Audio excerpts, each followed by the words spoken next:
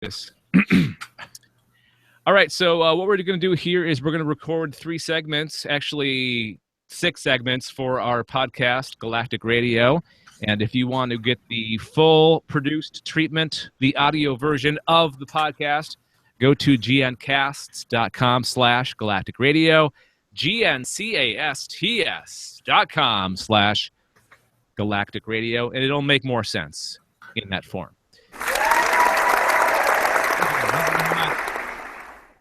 All right, so what is the scariest movie that you've ever watched and why? What film scared the bejesus out of you? So who wants to go first? I will. Brad. Hi, how are you? Good. Excellent. Say, I saw a little movie called The Blair Witch Project. It scared the ever-loving crap out of me. I couldn't sleep. The only other movie that scared me that much was when I saw Jaws as a child. So now, was it for the same reason? Because I know Jaws, you don't really see the shark until the very end, and that's what makes it so scary. Same as the original Alien. So was it kind of the same way with the Blair Witch Project? No. For me, with Jaws, my grandparents lived next to a lake. So I was always kind of by water. Now, granted, that's fresh water, but it made me afraid to go into open water. It didn't matter if it was a lake or the ocean. Doesn't matter. That said, I've lived next to woods most of my life growing up. So, and I walked through woods repeatedly. So it was something that seemed very familiar to me, yet it was, something that had an extra layer of terror with the, it was like found footage. I mean, it was kind of the big start to the found footage craze in filmmaking.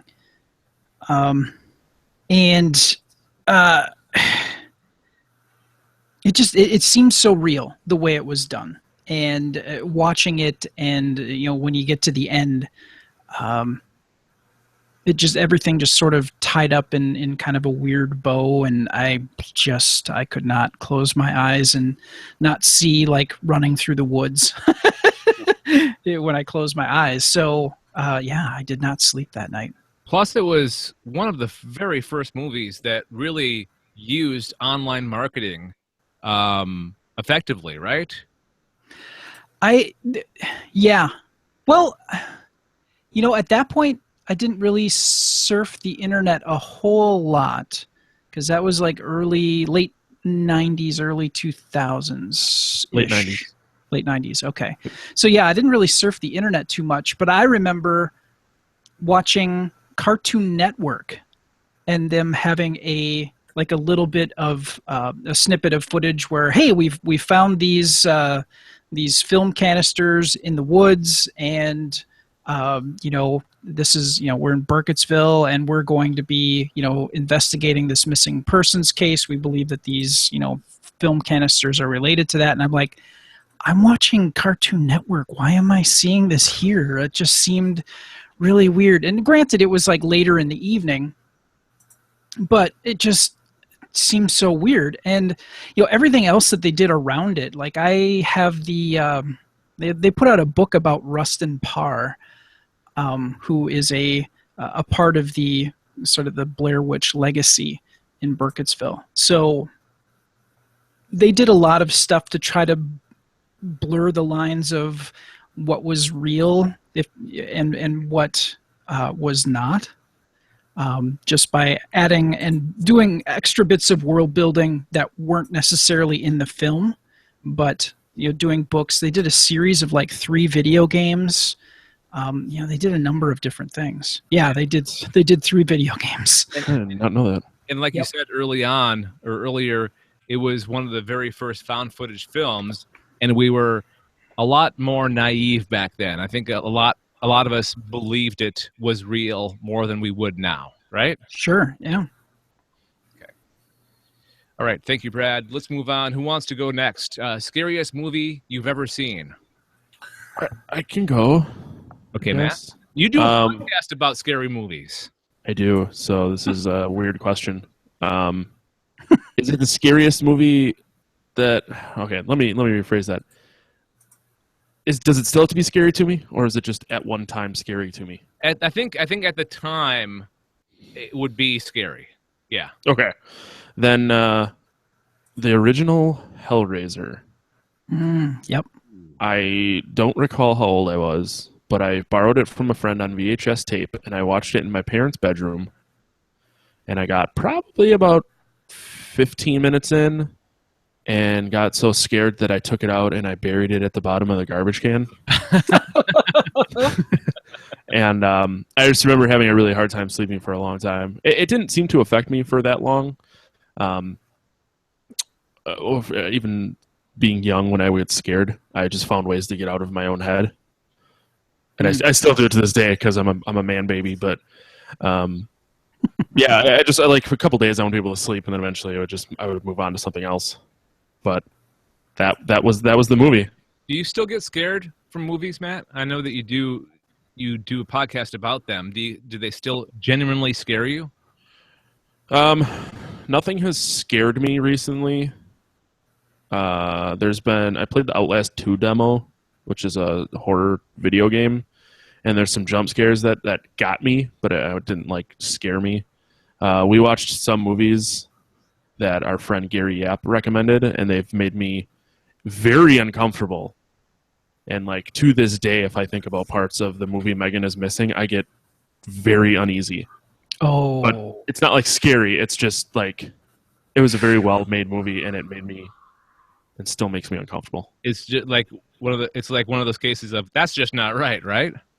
Well, yeah, but it's just like the way that it's portrayed is done very well. Like at the end of the movie, there's a rape scene with a girl that's kidnapped, and it's not like graphic, but the camera just kind of points at her face, and there's a point at which she just gives up and stops crying, and it just made me so uneasy because it was like, this is horrifying to watch. There's a difference between scary and being uneasy, or something making you feel like uncomfortable. Yeah. To answer your question, no, movies don't scare me. Okay, all right. Hellraiser back in the day did. Nothing anymore. Okay. All right, so that leaves Glenn. Glenn Bittner, what's the movie that scared you the most in your life? That's a really tough one.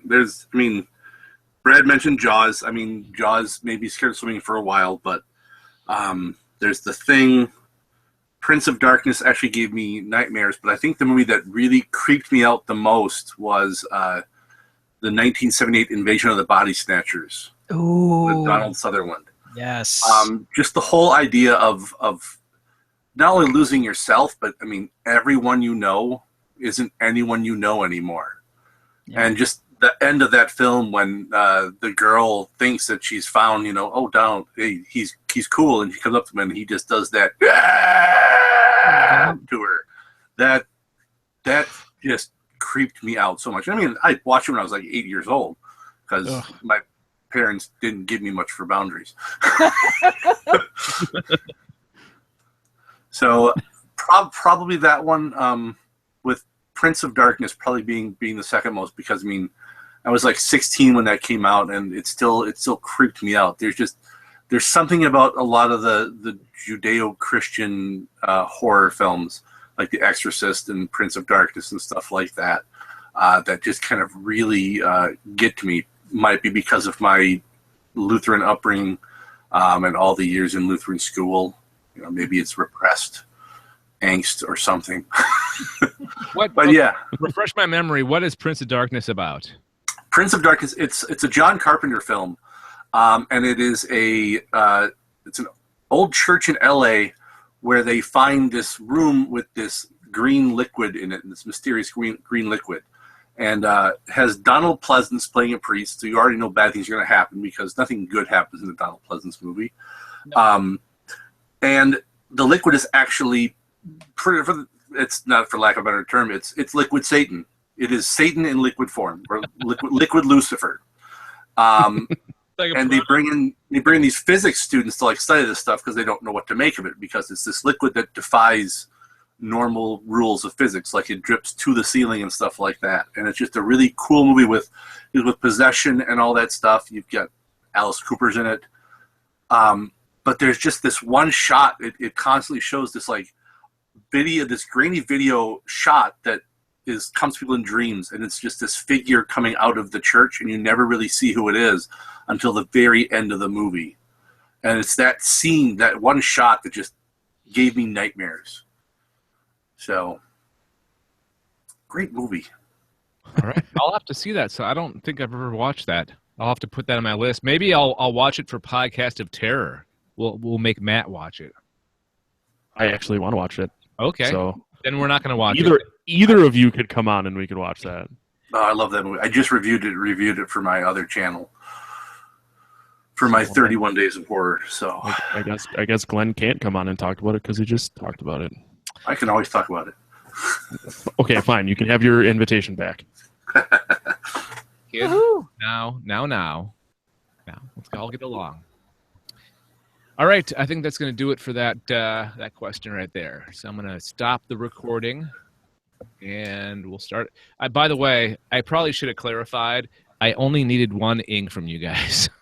Oh, yeah, because it's not one per one of these, but it's just we do one of each of you guys, and then sure.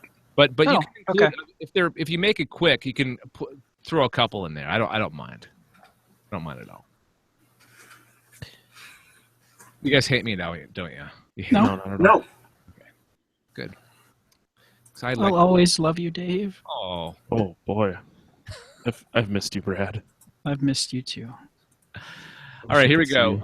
Another question for you guys. Okay, in recent years, we've seen the rise in popularity of the zombie, superhero, and space opera movie genres. So what do you guys think we'll see more in the coming years of? What's the next big genre film? What's the next big film genre that we'll see rise in popularity? Are you ready for this? Yes. Coming of age tales are coming back. Oh, no. You know I'm right. What's your evidence? Present your evidence, Matt Stein. 14-year-old girls everywhere. Okay, yeah, you're probably right. And it's probably started because there's those, what's the cancer movie with the girl that has cancer?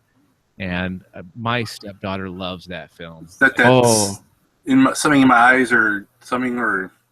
No. The Fault in Our Stars. The Fault in Our Stars, yeah. You're welcome. Yeah. I think you're right, Matt.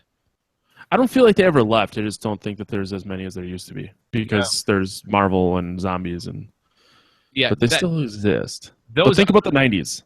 Yeah, those other film genres have really just dominated. Like those are the big blockbuster films. So maybe those start to wane a little bit, and the coming of age stories come back a little bit. They ease their way back into theaters. I think people will start to the general populace will get sick of comic book movies because they will run out of the main storylines of comic books to make movies after, and they'll start going farther and further away to the more deep cuts. So your comic book nerds will still love it, but your general population will not. Therefore, who doesn't love to see a 16-year-old girl find herself in the world? Heresy. We need to resurrect John Hughes for these. If there's going to be a decent one, his body's frozen. It needs to be a John Hughes film. He's on the island with Biggie and Tupac. And Walt Disney. We could clone him. We could make a clone of him. We're going to make an army. Yeah. The John Hughes army. Yep. Just as long as we don't get Baby's Day out, okay? You asked for it. Would you guys have a problem if they remade something like 10 Things I Hate About You? No, the where they're in detention. Oh, Breakfast Club. Breakfast Club. Heresy. Oh, I'm actually surprised they haven't remade it yet. So who would be the new kids? Well, I mean, Jonathan Taylor Thomas. He's still it, right? They don't need to remake it because they just did an episode of The Goldbergs that was basically a remake of it. So Oh, really? We're all good. It's done. We can move on. Okay, 'cause I was thinking the kid that plays the new Spider-Man, he might be perfect for that movie. He could play the Anthony Michael Hall character. yeah, Anthony Michael Hall. Yeah, totally. Okay. I am totally not behind this idea. Well, if they do come back, let's hope that they're to the quality of a John Hughes type movie. I'm all in favor of that. And you know what? Speaking of Spider-Man, that Spider-Man movie is supposed to be kind of like a coming of age, like John Hughes type film. So it's already Spider happening, Hughes. and we're already crossing genres. Nice. 16 spider webs. Glenn, do you have an answer for this question? Oh boy, I'm kind of torn. I mean, I'm thinking maybe westerns are going to do a little bit of a comeback. You just had the Magnificent Seven remake, and there's a couple other ones now that my mind is completely blanking on that are coming up. But I don't know. I mean, zombies and superheroes. I mean, fantasy's always kind of there, and every now and then you have the breakout ones like the Potters and the Lord of the Rings and some other weird ones. But I don't know, man. It's a hard one to say. I mean, the sad part of me thinks that we're going to see a lot more of, things like, what was that horrible film where it was kids were basically killed by Facebook Messenger.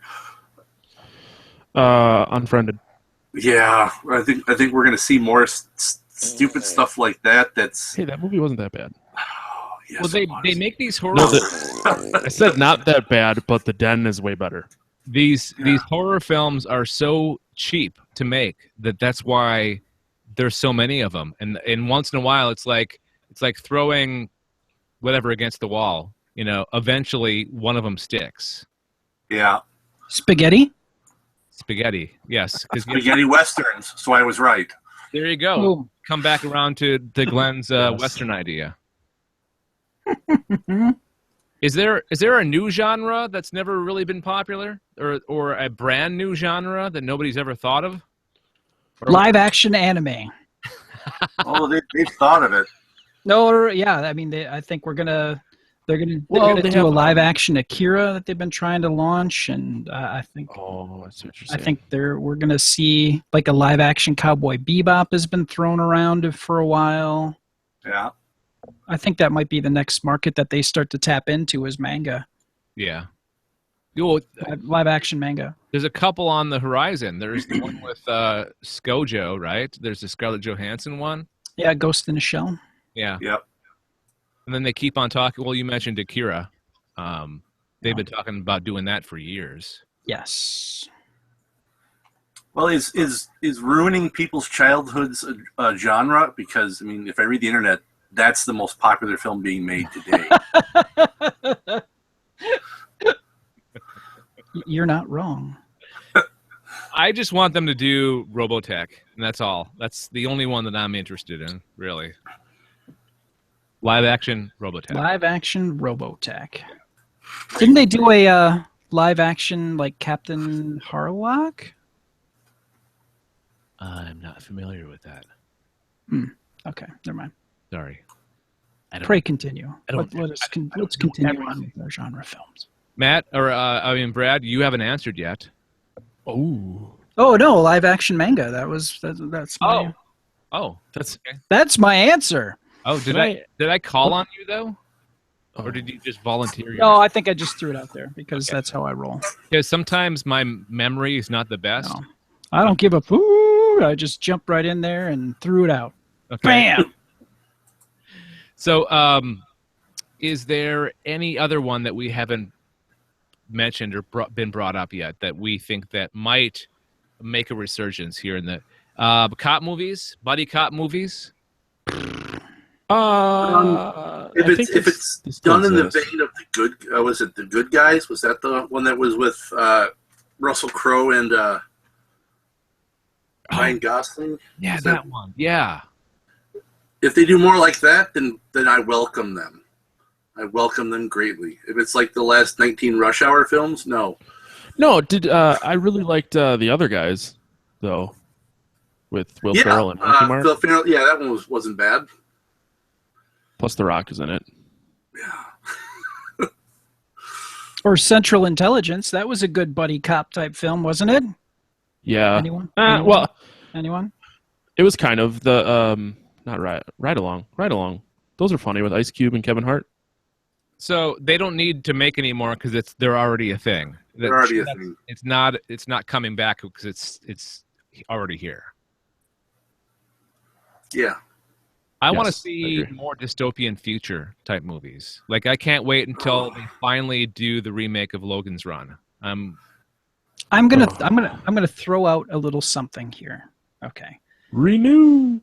Typically, depending on like the attitude of the United States, movies and your escapism is going to be the opposite of what is currently happening. Mm-hmm. Typically. So I think if we get a Trump presidency, we might see a bit more of happy-go-lucky type films. I think people desperately wanting to, because I think people are going to be horribly scared of a Trump presidency. I just want to see a movie where nothing's on fire, because that's too much like real life. Everything's burning all the time. Everything is really kind of burning right now. Something to stop those from slitting their wrists, right? Yeah. But conversely, I think if we get a Hillary Clinton presidency, we might see dystopian stuff. I think we might see I think our horror films are going to probably reflect more of reality of what's happening, like augmenting the things that are bad at that particular time. So we'll have that to look forward to as well. But it used to be some of the great horror films were like the original, some of the Night of the Living Dead stuff and Return of the Living Dead. It was all, Romero was all social commentary. It was all, about, basically in different ways of current topics. Well, Night of the Living Dead was, to me, it seemed like a kind of a civil, not necessarily civil rights, but more of a commentary on the treatment of people based on their station in the world. Oh yeah. So yeah. All right. Thank you. Because it's the African American guy at the end who gets shot. Oh yeah. Spoiler alert. I think we're beyond. I think we're well past the shelf life on that one. Yeah. All right. There. Okay. One more suggestion of a genre that may or may not be coming back: hard R movies. There's not a whole lot of hard R movies, like mainstream hard R movies. What does hard R mean? Like, Porky's. Oh, okay. Yeah. Sorry, that's all you really had to say. I don't think in this day and age, though, those movies would make a comeback because I feel like they still, once again, they still exist. They're just all straight to DVD. Like the American Pie movies still come out, and National Lampoon's movies still come out. They just go straight to DVD. They never see the theaters. Yeah. Because you don't need it anymore. There's Netflix and there's Hulu. It was just a weird thing back in the 1980s. You'd have these movies that were supposed to be funny, and then all of a sudden there was like a sex scene. It's like, what? Wait, what? What? Yeah. Why is that even in there? I don't get it. I think in the 80s it was people who wanted to make pornos, but just couldn't quite bite the bullet to do that. Yeah. All right. I think that we're going to end right there. All right. Perfect. Good discussions. Good. Why does every discussion end with me talking about pornos? I don't understand. I like it. Go with it. More. I don't know one. Of that. Another hobby, I guess. All right. Here we go. Stop watching so many goddamn pornos. Watch more pornos. All right. Here we go. Okay. Here is our question this time around. In the future, if society gets to a point where there's some form of population control, what board game, or we could probably include video game, what game do you think would be used to determine who lives and who dies and why? Population control via board game? Yes. How about the game of life? And I think, if I'm not mistaken, the original game of life had a suicide square on it. Really? What? Googling. Weird. That seems a little bit inappropriate. What year did that come out originally? Is that a 1960s game? Yes. 4, I think. Wait. The Game of Life, also known simply as Life, is a board game originally created in 1860. What? What? It started as the checkered game of life. Yes. In 1860. Maybe you should listen to me.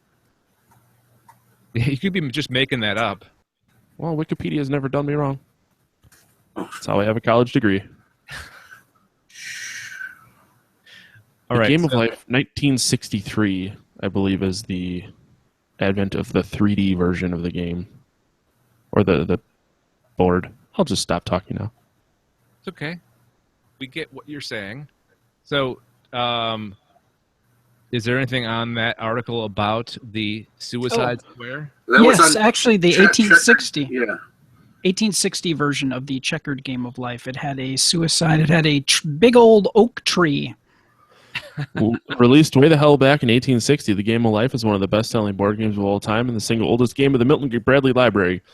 It's a charming get-together game that features families, blah, blah, blah, blah, blah. The original Game of Life was somewhat pessimistic, and there was one way to play. Some of the game's original squares included disgrace, poverty, and ruin, as well as crime, prison, and no-joke suicide. Oh, Jesus. Okay. Yeah. So it would make sense. It would make sense that we would use this since the game's been around for so long, and it would be a throwback, right? It would be like, oh, so back in the day we had the Suicide Square, so why not make the Death Square? If you land on it, you're dead. Perfect. Yep. I think we solved it. You're welcome. So why? Okay, Brad. Why? Why do you think that would be the perfect one? Besides the obvious, because it's the game of life. Any other reason? No, because I really think that we do reality TV, right? So taking that and then taking like what's I'm trying to think of the Arnold Schwarzenegger movie where they played the game. Damn it. Running Man? Running Man. Yeah. So you have a bit of the Running Man aspect to it as well. So you could get, something good out of it. That's how you'd encourage people to play, to take the chance. You could win the lottery, or you could end up dying. Okay. And so that would be kind of the draw to pull people in, I think. That'd be okay. So it's another layer. Yes. Either paradise or the complete opposite of that. You're dead. Yes. But as we saw in The Running Man, they would just, take footage of you and then just paste you in the Tahiti or something like that and let people think that you actually got paradise or you actually won when you're actually dead. Kind of like Carousel on Logan's Run. Yep. You thought that Carousel on Logan's Run was paradise, but it ended up the real secret was everybody died. That was just a murder wheel. Yeah. Yep. Enjoy the murder wheel, kids. All right. Matt, do you have a question or an answer for this question? Clue. Okay. I think whoever loses dies in the way in which the cards are in the little packet. Oh, yeah. Oh, that's really harsh population control, man, because that's like everyone but one person. Well, no. So like in the Hunger Games, if you get a handful of people together and whoever. Oh no, never mind. Glenn, you're right. No, everyone dies. I stick to my answer. But then it still is like the Hunger Games, where only one person wins, everyone else dies. Yeah. See, brush up on your clue skills, kids. So what are all the ways that people die in Clue? I've never actually played the game. Candlestick, pipe, knife, revolver, rope. I'm forgetting one. So it's all basic basic, simple ways of killing people. Oh yeah. I don't think we don't have to like make an elaborate like gas chamber or some futuristic Candlestick way of killing people. Yeah, candlestick. Yeah, cruise missile. missile. Yeah, Maggots in your scrotum. bear pit. Maggots in your scrotum. Really? Yeah. I recently saw the Book of Mormon. Oh, So if No, you haven't seen it, no, that won't make thank any you. sense. I have not seen it, but I really don't want maggots in my scrotum. Well, you should see it, and then that'll make sense. Okay. So far we have the Game of Life, we have Clue. Glenn, what's your answer? Let's see. I would probably go with the game Pandemic. Ooh. You'll have to explain it for us that don't know what So- it's all about. Pandemic is a cooperative board game where you're actually all working together against the game. And you are members of the CDC trying to eradicate global disease. The reasons I would pick this is, one, you want people who can get along and work together. And this game, you really have to cooperate to win the game. If you don't work together as a team, team. Love the word team. If you don't work together as a team, you will lose. It also can eliminate the super bossy people. Because in games like this, you can get what's called the alpha gamer, who basically tries to do everyone's turn for them.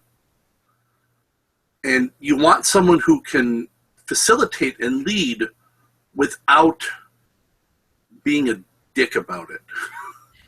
And who will also listen to other people's input. And I think you can get that from the game. See, I put thought into this one. Because I'm a board game nerd, and this is what I do. That's why I asked the question. Yeah, I think it'd be a good way to find out where people and people who can think a little creatively too. I mean, in some ways, I mean, if we went past board games, I would just pick a role-playing game because it's the even better way of doing it. Because then you can see how people respond to numerous different situations and how they would react. Mm-hmm. But if a board game, I would go with Pandemic. Okay. I had an idea. I want to expand on this whole idea of using board games as a way of population control. So if the population gets out of control, you would need a number of games going on at once, because if you only had one board game, it would take a while for you to eliminate a lot of people. So what you could do is you could have a number of different board games on a number of different channels. So you turn on channel 501 or 1501 for high definition. And you watch like the Game of Life, and that's the Game of Life channel. And then you go to the next channel and it's Clue, or the one that Glenn mentioned that I forget the name already. Pandemic. So simple. Or you know what they could also do is they could make them like almost like live action, like almost a holodeck from Star Trek, or even like Hunger Games, because that was all kind of projected stuff too, where it was you bring those games to life in reality. I think we're writing a great dystopian future movie here. Yes. All right, so there you go. Any final thoughts? Anyone that was like your also ran, like your almost was your answer?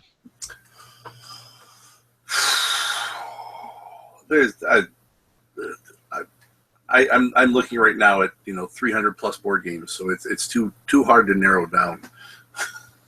Matt, can you think of another one that you would choose as your second answer? I initially thought of Monopoly, but then I realized that it would just go on and on and on and on and on, and no one would ever win, and then people would just die of boredom. Perfect. Oh, here you go. Chutes and Ladders. Yes, But Oh, feeds so well into the whole making it a reality thing, like because you could have the actual chutes and the actual ladders. but they changed the That's true. spelling of shoots to SHOOTS. Okay. Perfect. I do have one other one. It would be Cards Against Humanity. Ooh, that did cross my mind. If you agree to play the game, we kill you.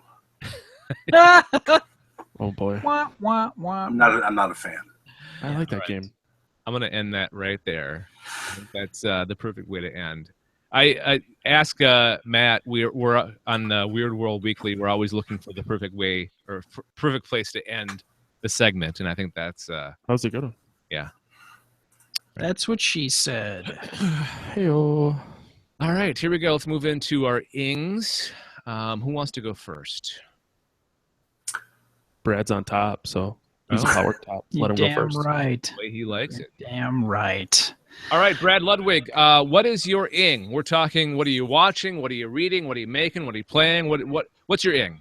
Right now, my ing would be Dark Matter Season 2. Ooh, that's a great show. Yes. Now, Season 1, I just binge watched, and it's 13 episodes each season, so it's not a long run to get through. And first season, the whole premise of it, I think the shelf life is off on this one because it's been out for a while. Season 1 starts out with the entire crew of this spaceship wake up. They have no idea who they are. So throughout the season, they kind of discover who they are, but then kind of come together as a team. And it was a really, really interesting and touching story, and we find out a lot about the world through the eyes of these characters because they don't remember anything of who they were, what they've done, or anything. Actually, they do know little bits of things, kind of reflexive memories of things that they've done before, like fighting and things like that. Season 2, I was wondering how they were going to keep the show fresh, because I kind of look at shows like against the yardstick of Moonlighting. Moonlighting, the whole will they, won't they, finally they kiss, and then everything just kind of right in the toilet. So the whole premise of this was they didn't remember who they were, then they find out the details, and now what do you do after that? And they did a wonderful job. Some people are, their reason for being a part of the team have changed, but it's still a very pressing need that they have to be with this group. And it's not just safety in numbers, but there's actual camaraderie and actual team that has been built around this. I'm on episode 9 out of 13. I just finished episode 9. I was really shocked that some of the things that they did came out of left field, and it made me very sad, but it just kind of made me feel like, okay, not everything is safe. Very bad things can happen to any of these characters. So, can I interject real quick? Yeah. Because I'm also a fan of the show, and I liked how they expanded the universe in the second season, where it's not just them against the galaxy. It's them getting involved in what's going on in the galaxy. Yes. One other interesting thing that they do is they actually sort of break space-time and jump to an alternate reality, another, like a parallel world. I'm not going to give away the details as to how that happens, but it just... they really explored they explored the science, the physics that they have for this world. So, I mean, they're really giving you a clear-cut vision of what this whole world is like. And to kind of equate things for gamer nerds like myself, it's a lot like Shadowrun or Cyberpunk. The corporations really run things. And they have the true power. So when there are wars, it is corporation against corporation, and there is a lot of collateral damage. So, Brad, do you watch Killjoys as well? No, not yet. Because that universe also has a big corporation, and I have a theory that the two shows are in the same universe, but they just haven't revealed it yet. Interesting. Very interesting. So yeah, that is my ing. It is Dark Matter Season 2. Alrighty. Put a bow on that. Bam. Ing discussions are a lot shorter than the actual questions. All right. Oh yeah. That's what she said. I mean, what? Boom. All right. Who wants to go now? Oh, Matt. All right. Yeah. So, Matthew, what are you watching, reading, listening to, playing, making, etc.? What do you got? I got a few because I don't know. I'll make them quick though. Currently watching the new show Atlanta, which is Don Glover, also known as Childish Gambino, if you listen to rap. I'm like only the second episode, so I'm not entirely sure what's happening. I just know that it's really weird. In talking to our friend Corey Scott, also my co-host, he mentioned that Don Glover referred to it as the Twin Peaks for black people. So I'm curious to see where it goes because so far, like, he's trying to get his cousin just signed. Outside of that, I'm also shameless self-promotion, listening to the mixes and the masters for my band's CD that we have coming out. So I have the fun but always awkward task of listening to it over and over on different speakers and all over the place and upsetting people because they're sick of hearing it. I didn't know that that was a thing. I didn't know that like somebody in the band will listen to the cuts. Oh boy, all five of us have taken and listened. I've listened to them on my headphones at home, my computer speakers, my stereo, my headphones at work, my car stereo, my phone, and then after a couple of days, we all get back together and talk about what we want to change. Huh. And then after that, someone else masters it, and then we do the same thing, and then we'll all decide if we like it or not, or if they want to try a different one. Interesting. I guess I didn't realize that you guys recorded. I didn't know that you. I know that you were doing a lot of or you were practicing a lot. Yeah. Back in August, we did 5 songs in like 4 days, and now we're just mixing and mastering, and it's coming out soon. We haven't announced anything yet, so. Well, as soon as you do, please let us know. And I mean, I could. I know it. So it's a 5-song EP called "Electing Parasites," and it's coming out on November 8th, which is Election Day. Ooh, how fitting! Yes, yeah. Gary Yap drew the artwork for it too. Nice. Yep. The last thing I got real quick is I'm drinking because everyone knows I love drinking beer. It's a beer from AleSmith Brewing out in California called Evil Dead Red, which brings my love of drinking and my love of horror movies together. How fitting! Yeah. And that's all. It is Halloween season too. Well, It is. I guess depending on when the segment is going to be released. I'm not sure, either before or after Halloween. We'll see. So what's the taste? What is it? Describe the taste to us.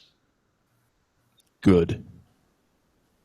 No, not just good. I know. Like, is it bitter? Does it have a fruit flavor to it?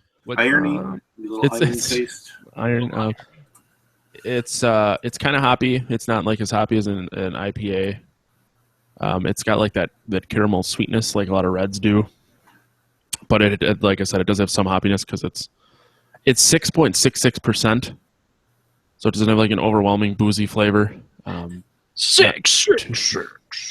The mark of the beast. That's great. That's kind of how they did that. That's cool. Yeah, it's kind of hoppy, kind of sweet. 100% delicious. And it'll turn you into a zombie. I sure hope not. I gotta go to work tomorrow. Excuse you, Brad.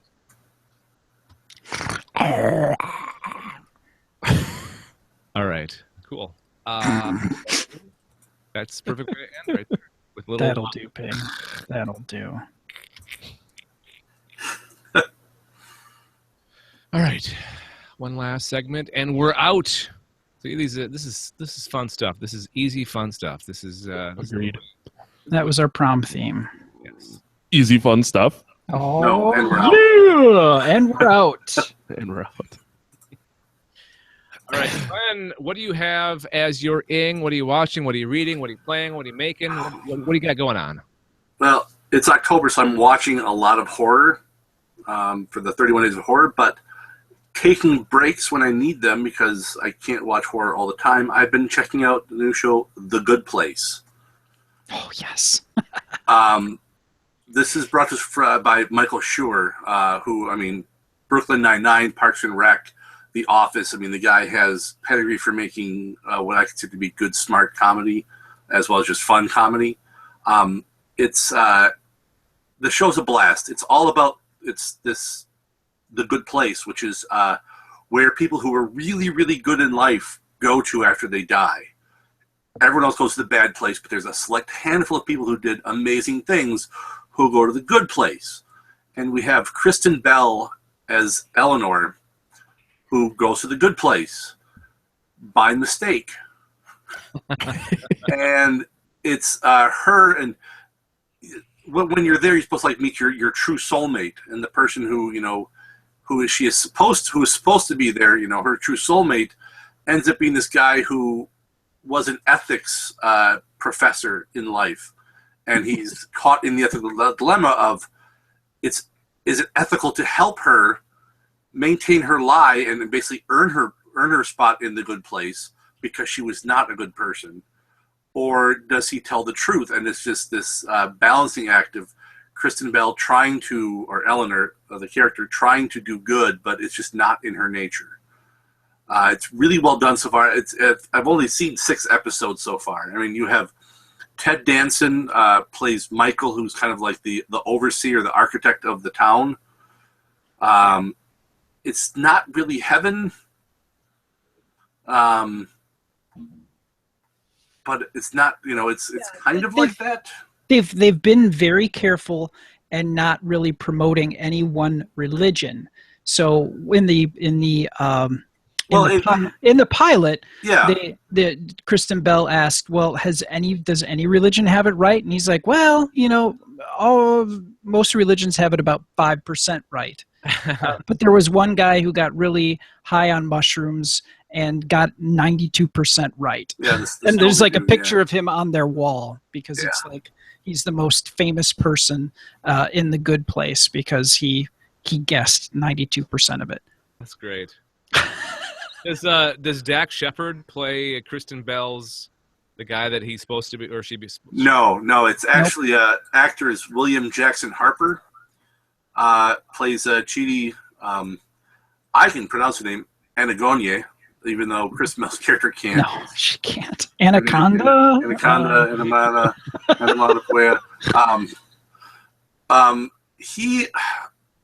I don't really know much. I mean, he was small roles here and there. He was on the new electric company for a while. Oh, okay. But other than that, it's just like he's like, in a couple of movies and like, on one episode of a TV show. He was on one episode of 30 Rock and one episode of Law and Order and one episode of Mercy. So, and he was the people of Liberty City in Grand Theft Auto 4. But he's actually really good. I like him in this. He's an interesting character. Yeah.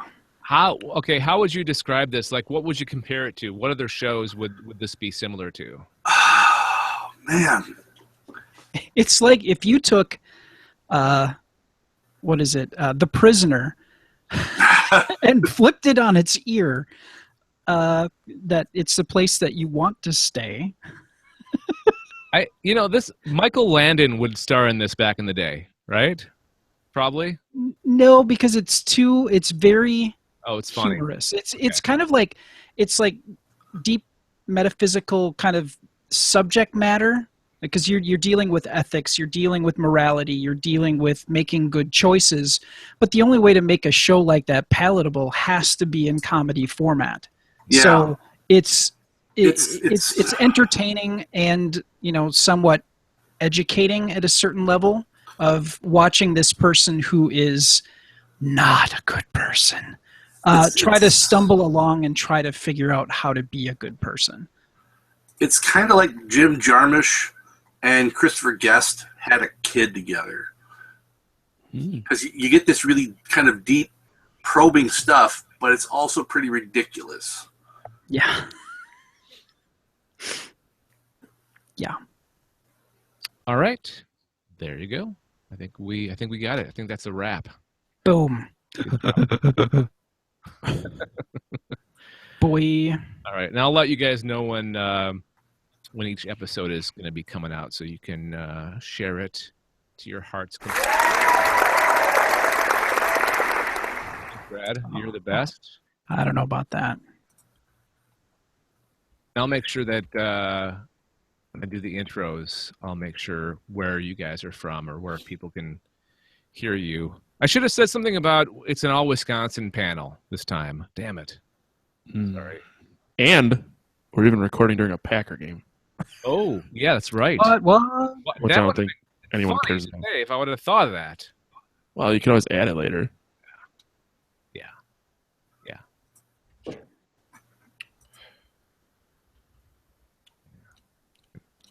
Thanks, guys. Appreciate it. Mm-hmm. Oh, yeah. You guys are the best. You rule. I want to have your babies. You can have them. They're out in the car. Well, I should probably turn off. Wow. Would be a good idea. And that's recording. That's No, whatever. I don't have any children that I know about, so I guess I don't give a food.